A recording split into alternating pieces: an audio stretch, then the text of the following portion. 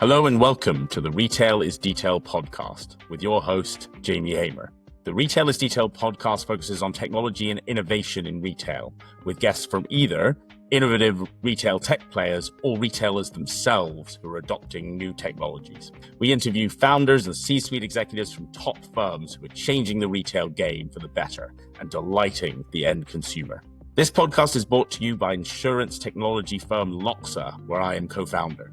Loxa is on a mission to ensure the future of retail includes fair, transparent, seamless product protection for your most valuable possessions. We work with retailers to offer product protection at the point of sale or direct to customers, designing fair, transparent, easily claimable product protection with the end customer in mind, which is at the heart of everything we do.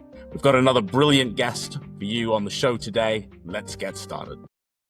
Hello and welcome to the Retail is Detail podcast. I am here joined by Oliver Spark of Suite Analytics. Great to have you on the show. Thank you, Jamie. Very nice to be here. It was great. We met on our cohort of learning together, so it's nice to be able to chat and share a few more ideas than we did then. Yeah, fantastic. Wonderful to have you on. So you run Suite Analytics, which is an e-commerce platform, helps with sales and marketing analytics. But how did you get here? What were the key milestones that brought you here today? Yeah, so I've been doing this for 7 years now, Jamie, which has been a long time. And I suppose prior to that, I'm a retailer. And so really I ended up here because I've had some ups and some downs in retail, but even in the ups or even in the downs as well as the ups, I know I've been better when I've understood sales, customer marketing data really granularly. And so I have a really firm core belief that I have what I call 5 levers of growth for e-com brands. And the number one of that is customer data, because I know from my own background that I really didn't know what I was doing until I understood what customer metrics were. And that's really sort of, I suppose, the real belief and primary bit that sits behind why I started Suite and where I am now. Okay, cool. Well, I've got to ask, what are the 5 levers? Okay, well, that is opening it up a long way. This will be a 2-hour podcast, but the 5 levers of growth very, very quickly are customer data. I'd love to really talk about that more importantly.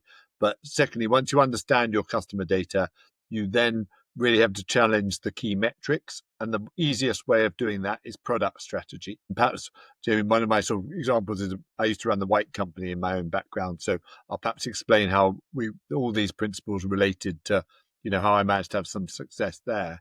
But product strategy is next. Then it's channel strategy. And channel strategy is both sales and marketing channels. So that could be going on Amazon, or it could be starting advertising on TikTok. And again, what it's about is about broadening your reach until you get more customers. Then it's about international, and whether that's opening in America or Europe or whatever. But that is a core building strategy. And then the final one is what I call brand, and brand is a sort of catch-all for all the touch points a customer has with you. So that's got measurable things like Google Analytics in it, but it's also got your tech stack. It's what's your creative. How does your customer experience relate? Because ultimately, all of those work towards under that one heading. Some of them are measurable, some of them are less measurable. But I know from just the numbers part of it, and you probably know for your own business, as you exist for longer and you have more people who know about you, then your brand sort of awareness becomes a bit bigger. It all becomes a bit easier, and it sort of has a snowball effect. So that's why I think it's a really important part of that whole levers principle. So that's my 5. Sometimes I start the 5 and then I forget what the 5th one is, but I'm there on all 5 on that. Yeah, well done. And when you're coming in and looking at retailer data, what's a couple of metrics you pick out as North Star metrics, or potentially things that should be focused on straight away? Yeah, so we have a particular, and I suppose my own experience with the White Company was I only really understood what I was doing when I understood my customer metrics. And what I mean by that is once I understood how I'd grown my sales in the way I had, based on how many new customers had I recruited each year and how many existing customers had I retained. And those are the really core numbers. So What I normally ask people, the sort of three questions I ask people I interact with is, first of all, where do you want to go? So, you turn over 1 million. Is your aim to be at 2 million next year, or in 5 years, do you want to be at 10 million? So that's, what do you want to do? Secondly, I then ask them, do you know how many new customers you need to recruit in order to get there? And I find 80% of people probably don't know that number, but that is absolutely the most North Star metric. And then secondly, the third question is, do you know how much you can afford to spend to acquire a customer based on lifetime value, not on average order value, in order to drive your model? So new customers and cost to acquire a customer are the two North Star metrics that, in my experience, a business really, really needs to understand. And does the lifetime value of those customers feed into that, or you just assume? Exactly. No. So lifetime value is key. So when I talk about how much can you afford to spend, that needs to be based on lifetime value, not on average order value. And so what's really, so going back to my own white company experience, I in my sort of learning journey, I learned that I could lose £15 a customer, yeah, because I got my money back in 9 months' time, and then anything beyond that was profit. So now you have to be able to have a cash flow that can afford your losses. Hopefully you're not a business that does have losses in order to acquire a customer. But going back to the main point is, you can afford to lose money on acquiring customers if you understand what their lifetime value is. And so that whole setting of what that goal is really important. Again, this comes back to that whole understanding of how your model works. So, I'm sure with you, even in our own, SaaS, our own business to business businesses, we are, we acquire customers. We hope they've got a lifetime value, and how much time and everything else we spend getting them is based on that lifetime value, perhaps rather than the what they may pay on day one. And it's really important that one's got that understanding of both those metrics. So yeah, if I look at lots of businesses I work with, I hate businesses, the e-com businesses that have an average order value of under £30, because it's almost impossible to make money, in my opinion. But it's a very different business if you've got a £30 AOV and you've got going to get another 6 customers out, or 6 orders out of that customer, so they've got 180 quid's worth of value. Then you are a £30 value, and they don't come back for another 6 months, and you've only got £60 worth of value. Just that lifetime value bit just completely changes the whole metrics of your business. So that how you set that allowable CAC, as we call it, is absolutely must be based on an understanding of lifetime value, not average order value. So you've got the lifetime value of the customer, LTV. You've got the CAC, cost of customer acquisition. What kind of ratio do you need between the two of those for you to be happy with the business? Yeah, it's really individual because it actually involves the whole view on the P&L. So, a high margin business can afford to have a much tighter ratio between those two than if you're a low margin business. And that's really going back to my £30 example. Why I don't like businesses with AOVs of less than £30 is you knock off the VAT, you've got to deliver it, you've got to go and pick and pack it, so that the whether you talk margin in gross margin terms, but just the variable opportunity margin of an order is very low, and it gives you very little money to market to them. Yeah. Yep. And as a result, it's very difficult to grow. So that's why I don't really have firm rules about that ratio, but it's based on this same understanding of what is your allowable CAC, and your allowable CAC has to be based on that understanding of margin, cost to deliver, all those points, as well as just those two. Makes sense. So it's bigger numbers that feed into that. So let's talk about your so white. we have in Suite, we have a really simple thing called a margin calculator, and a margin calculator takes one through that discussion of what is it what are those inputs, that actually allow you to make that decision against what your allowable CAC can be.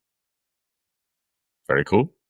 Let's talk about your time at the White Company. So you grew that business from 6 million to 50 million, 44 million in growth. If you had to attribute that success to one or two metrics which you were monitoring and improving then, which would it be?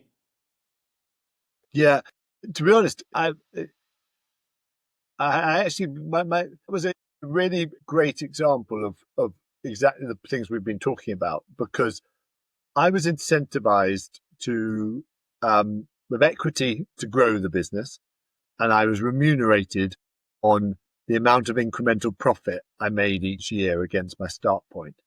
And that, I can assure you, makes you pretty cute on the relationship between profit and growth.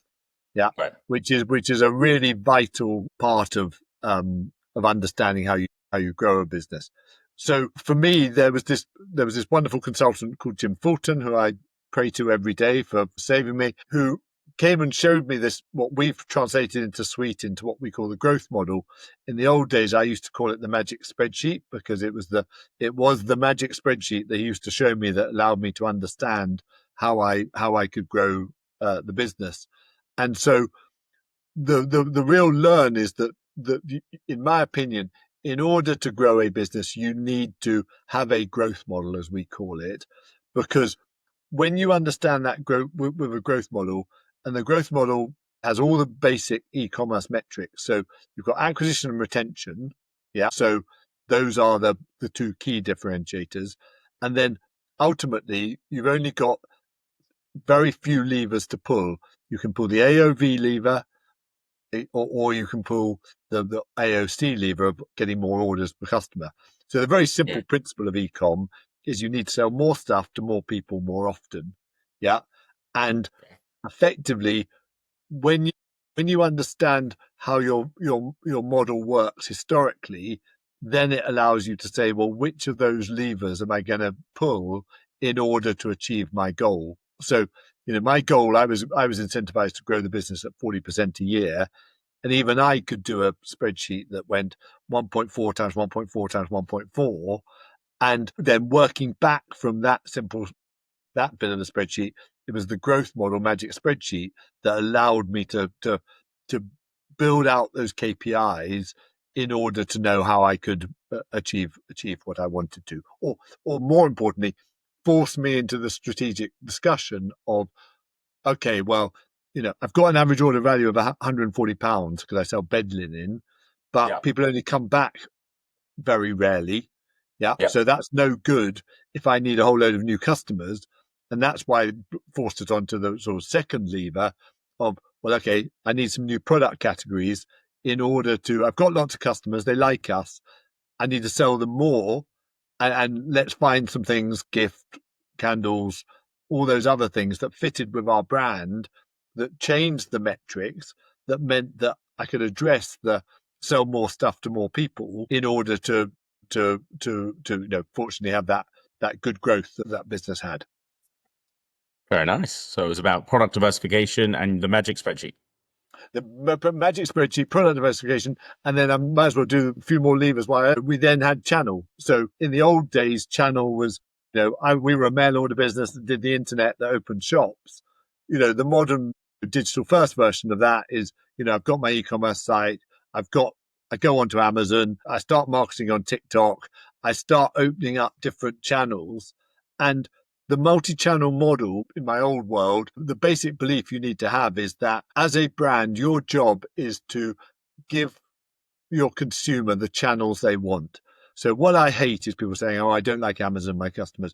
Now, if your customer goes to Amazon, your job is to give them the Amazon channel. And don't spend your time worrying about this horrible word like cannibalisation and cannibalize one versus the other. Because if your consumer wants that, you're bonkers saying, I'm going to stay out the side, because, and this isn't for all products, but the way I say to anyone, if your consumer is on Amazon, they're taking the Amazon example, and you think you've got your lovely D2C down, you are missing out if you are not on Amazon. Now, what matters here is not, you lose visibility of customer data, but ultimately, are you going to make more money at the end of the day or not? And that's the only decision to be looked at upon that. There's quite a lot of complexity around crossover and channel cannibalisation that I could go on about for hours too. But the basic principle of multi-channel: does your consumer want these extra shopping opportunities, and will you make more money? And that's the two things you need to know.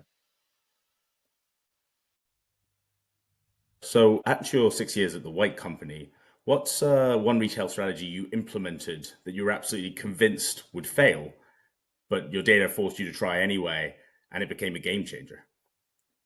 Yeah, I think that's a really good question. Probably the biggest failure we had was going into product categories that we didn't have real authority and permission to be in. Going back to that sort of, our job is to work out how to sell more stuff to more people more often. Mm. We looked at that and we said, well, okay, we're good in bed and bath. We can see ourselves in the bedroom. We've managed to move into what we called loungewear at that time, which has more migrated into clothing. And Hmm. fortunately, we sort of had permission with the customer. They could understand our brand and why that was right for them. Yeah. Where we cocked it up was we went and did garden furniture, and we both didn't have very good garden furniture, and we didn't really have a consumer franchise in garden. What were we doing in garden? And that was a really good lesson for me. One, making sure you get the product right, but two, really making sure that if you're pulling that product strategy lever, that you really understand that your consumer understands what you're doing. So the product strategy lever was vital for us because we wouldn't have been able to fill up shops if it had only been bed linen. It was the key lever that then allowed us to move into different channels as well. Hmm. Nice. And if you could eliminate one sort of widely accepted best practice in retail that's actually harming most retailers, what would you get rid of? What would you replace it with?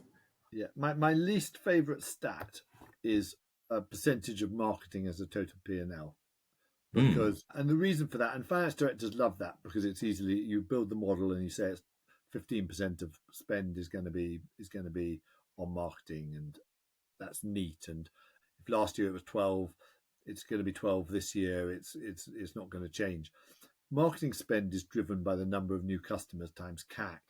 So it's not driven by percentage of marketing, because if you want to go faster, yeah, and your CAC is expensive, there's not a linear relationship between your sales growth and your marketing spend growth. Hmm. And as a result, it's very easy to set your P&L wrongly if you use that particular marketing as a percentage of sales piece, because you then just haven't aligned the job to be done, which the job to be done is to recruit new customers at the right cost. And Yep. if you're a jewelry business where you Yep. probably need 80% of your revenue to come from new customers, Hmm. that's very different from a supplements business that maybe only doesn't need so many people. But that is the relationship. So, sorry, long answer to your point. Marketing as a percentage of sales is my least favorite metric in And my have you role. had that used against you? No, we use it in due diligence projects Ah. where we get sent IMs by VCs, and like every IM, it's got a lovely hockey stick, and they're asking us, well, do these numbers add up? And the most common failing is that exactly that the hockey stick goes like this, meaning that they need to have loads more new customers, and even if their CAC stayed flat, their marketing percentage if it stays flat, it Yeah. shows that they haven't got enough marketing budget in. So we go, so sorry guys, and this is one we did quite recently. This looks right. We understand how they're going to grow, but I'm afraid they've got £1 million lack of marketing money to achieve that. So that's where the real life example of it happens. And I can absolutely guarantee there are very few brands who can grow and spend less marketing money. Hmm. It doesn't happen. And Yeah. so that's why there's a disjoint. So that's the biggest business issue I think we uncover. Hmm. That's what we Okay. do. So marketing underspend or inefficient marketing is a sort of green flag for you that this is someone you can help. Yes, definitely, and just from a sort of purely business perspective, it it's the same in our businesses. If we say we're going to grow at a certain, we're going to grow next year by 50%, and that, in order to get that, we need to have this many new customers. If you haven't produced an aligned marketing budget with that top line objective, then I can pretty much guarantee we won't achieve it in our own business, and I can absolutely guarantee that in an e-com business, people won't achieve it. And there's no point sitting there thinking you're going to do something that's not true. And everyone knows retail has seasons, and your Sweet Analytics builds around that. But what's the most unconventional season pattern you've discovered for retailers to explore? But funny, I mean, I did a breakfast club as we do on Q4 today, and there are lots of businesses that have a 4-to-1, 3-to-1, 3-to-1 probably as a minimum. If you say that your average monthly revenue is 100,000, in November and December they've got lots of businesses where we do 400,000 or 500,000, and that's a difficult business to manage, where you've got that seasonal peak. So though it's not an uncommon seasonal peak, that is the biggest dynamic in e-com seasonal peak. If you want to know my most unusual, I have an extraordinary essential oils business that has a Tuesday peak. Every Tuesday they run, and they've tried all sorts of other things, but they now do a Tuesday promotion every week, and the graph every week goes like this, goes long. Tuesday every week. They tried to do it on different days, wasn't as good a peak, so now their peak, even on a weekly basis, is a Tuesday peak, and that's the most uncommon shape I see on a graph of any business. Do you have any insight into why people want scented oils on a Tuesday? No, is the answer. All I can tell you is that when they run it on Wednesday, it doesn't work as well as it does on Tuesday. So Wednesday is not a scented all day. So exactly. So by that time, you just accept that if that's what the consumer wants, we may not have unpicked why they want it, but that's how it works. All right. If consumers want to be on Amazon, you go there. If consumers want to buy on a Tuesday, you help them buy on a Tuesday. That's your job. Exactly that. Make it as easy as possible. Traditional retail wisdom says you should never be out of stock. But is there a time when being out of stock might actually be a good thing for a retailer? I don't really believe so. There is this whole scarcity message, and of course, scarcity can be a good promotional message. And often on websites you'll see maybe either that FOMO of only 10 left, or 26 people have bought this week, or whatever, to try and make that scarcity feeling work. Mm. Probably, and I'm not good at this at Sweet. It's something that's definitely on our roadmap. One of the biggest hidden costs in any e-commerce business is being out of stock. It's people just don't understand the impact of that often, and so that is the generally unknown metric for most businesses, is what is the cost to them of not being in stock. And yeah, I think that's a really important. So just avoid it at all costs. Avoid it at all costs. If your cash flow can afford to have all that stock, it has a multiplicatory effect of being in stock. So you've named your company Sweet Analytics. Is that a deliberate play on words about making retail truths more palatable, or a more personal story? I wish I could sort of say there was some great revelationary moment. We started off being called something called Ad Type Analytics, and then we changed our name to Sweet Analytics, only because we thought it sounded nicer. But no, nothing particularly. We weren't sofa.com, which I think was one of the great things, where you bought a domain name because it said exactly what you did. I don't think it's the worst name I've ever thought of, but probably there are other names that might have carried more weight. How did you choose how did you think? Oh, thank you for asking. We did a shortlist via crowdsourcing of over 10,000 names, and this was one where we really liked it. It's a 4-letter word. We could get the domain. So I guess there are some similarities. Exactly. I think we all probably know the shoe dog story. it was, very, very nearly Nike wasn't called Nike. And or Nike, or whichever way you want to pronounce it. The tick and being called Nike were, when you read that book, it was a pretty haphazard process to have got to that. So I'm not sure naming's always the most strategic decision ever. You sound as though you've taken rather thorough approach. I can assure you, I certainly didn't ask anyone. Just decided one day we were going to call it something different. Lovely name. But how was going from running a 50 million retailer to starting your own business from scratch? I mean, what was the most humbling moment in the early days? God, I think it carries on being humbling every day, Jamie. I think my own career, as I started off at PricewaterhouseCoopers, I worked for Scottish Newcastle, which is a big brewer. It was a big brewer at the time, so I started big company. And I think when I moved to the white company, I suddenly found that there weren't people who fixed the photocopier. The whole place didn't just everything just didn't work, or there wasn't a man I couldn't just ring up to make it work. So I think that was my first sort of shift down in that. And then having actually started a business now I have with Sweet, it's even more, as you know, in the early days of, I don't know how many, I can't remember how many you started with, but unless you get out of bed every morning, there's no business, there's no momentum in startup. Yeah. And that is apart from all the other things that we've discussed on our cohort course together, that's one of the many pressures, and that's the difference between startup and established businesses in my opinion. And that creates a whole different dynamic that influences your whole life by being a startup founder. Yeah, and you raised 200K for Sweet Analytics.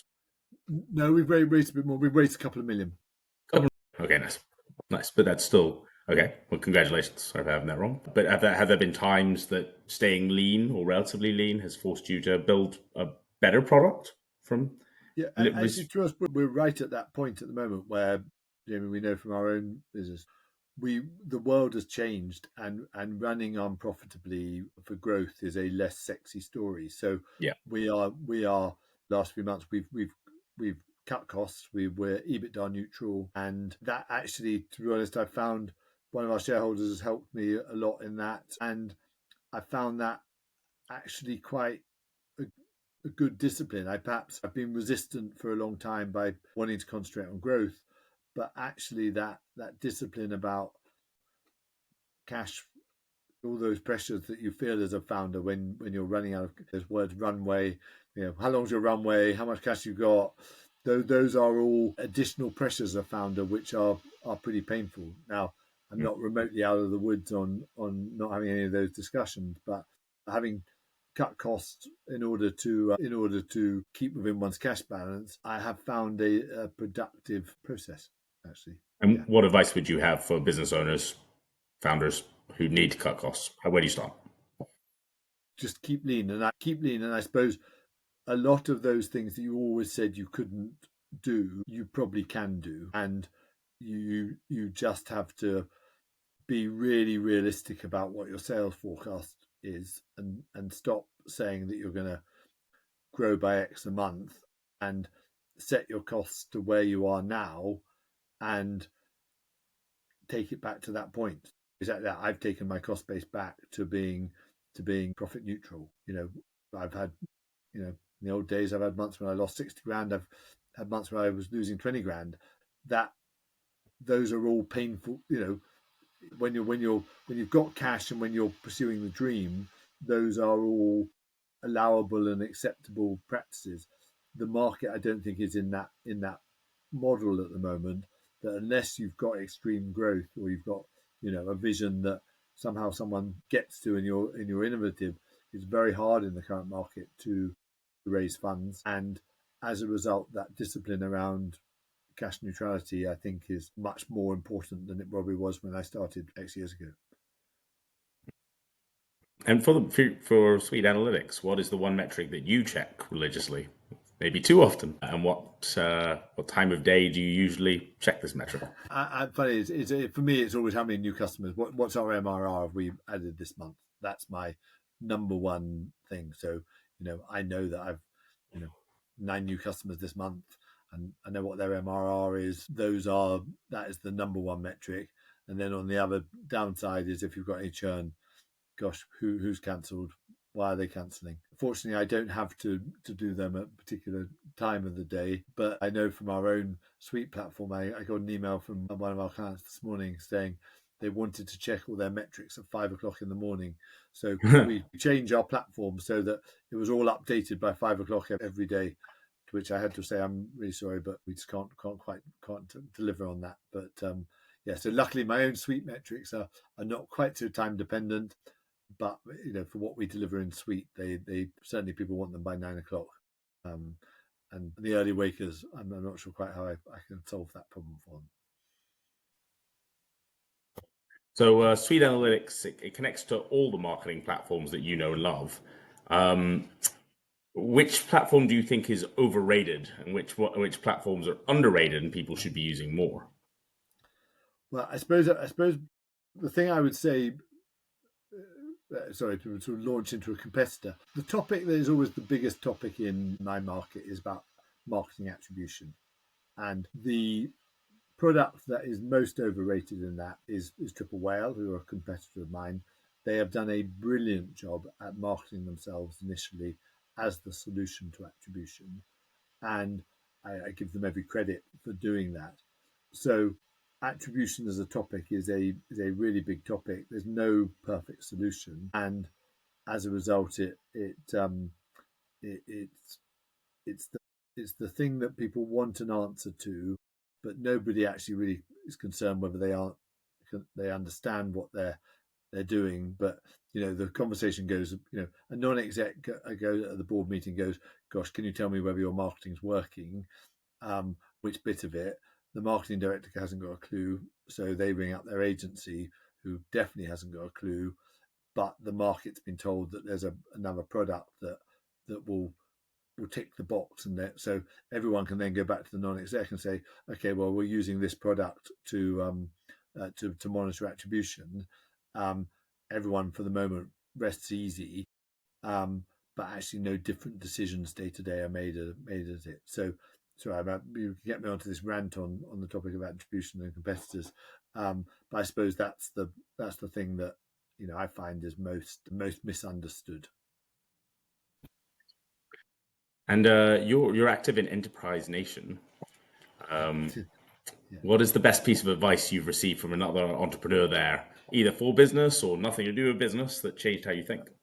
Actually, your research is very good, Jamie. I think I'd actually say that Enterprise Nation is not really a forum for me and Suite Analytics. I've invested quite a lot of time into delivering lunchtime learnings and other things. I've even been to the startup show once as an exhibitor, etc. For me, it's I need businesses to probably at least have got revenue of 500,000 plus, and an Enterprise Nation very much is more at the smaller end of things. So I don't know. Do you interact with them? No, not directly. Just No. It's a great organisation and it's got thousands of members, but they tend to be a little bit early stage from my perspective. so you've been on several podcasts now. What's the question that you're really tired of answering, and then what do you wish everyone asked you? Those are good questions. I'm a great enthusiast for what I do, and I like ecom and that. So I don't think I tire even if I just keep saying the same things all the time. So I don't think I have a question that anyone asked me that is my least favourite. You've slightly got me onto a little bit of the rant against attribution. That's a gentle version that I've gone into so far. So even that, which is not my favourite topic, I'm really happy to always talk about.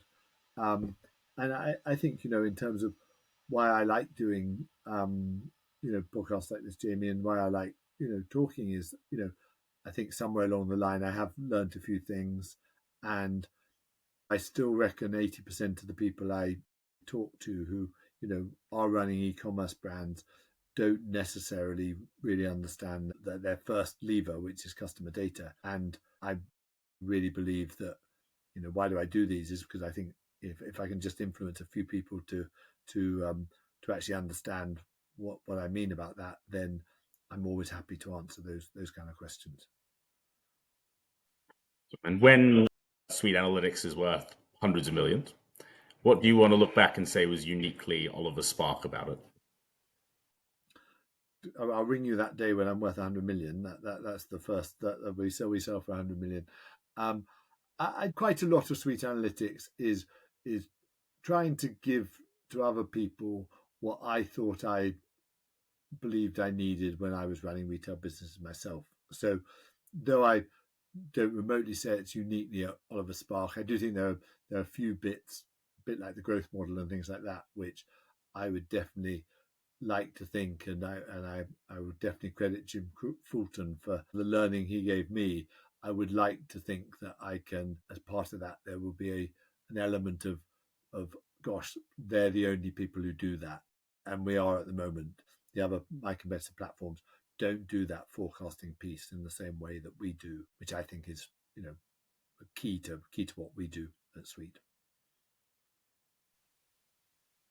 You the questions we ask to every guest, expecting you'll have some brilliant answers. What detail of retail do you like the most? Gosh,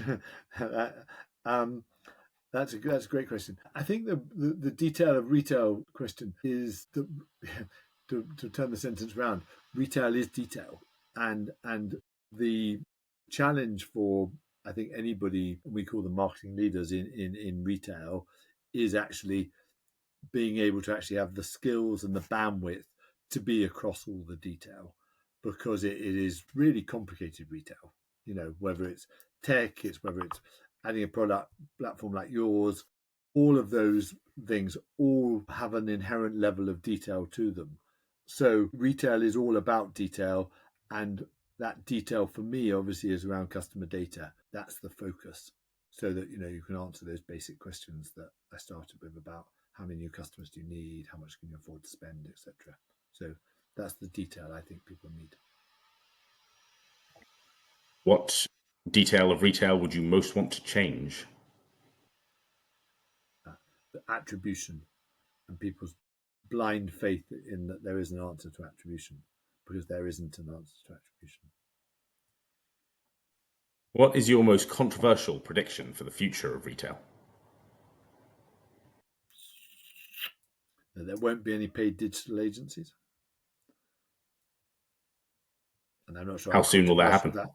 I'm not sure that's that necessarily that controversial, but I really, going forward, apart from a bit like my own world, people like people to talk to, but Google and Meta are cleverer than anyone else around, and there's a general movement towards programmatic and AI type driven strategies. And so, what is the role of the paid advertising agency? I think will become smaller and smaller. And timeline, I don't know, but everything in AI and Google world is moving very fast. I'm not going to say that no one's going to be here in 2 years, but I would say that it would be a very different job that a paid digital agency does in 2 years compared to now. It's great. And then lastly, what is your craziest story from working in retail or selling into retail now? Gosh, that's a good one.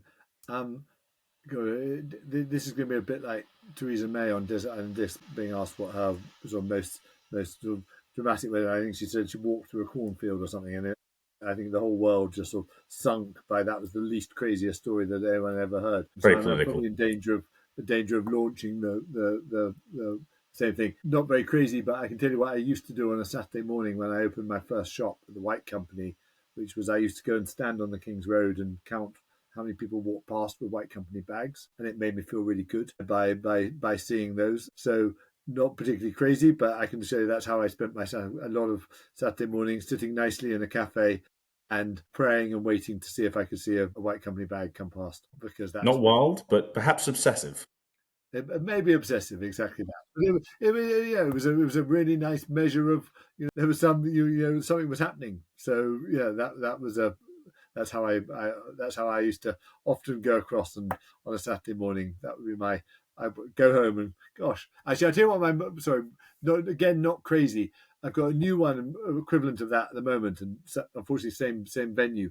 But I now have a thing where I do events further down the King's Road, and I now cycle down from Sloane Square down to the bottom of the King's Road, counting how many brands I work for. That's my new game. Okay, so you specialize on the King's Road. Last week I went down. I worked for 9 brands. We've got shops on the King's Road. And with that, thank you so much for coming on the podcast. Brilliant. Thank you, Jamie. Thanks for having me.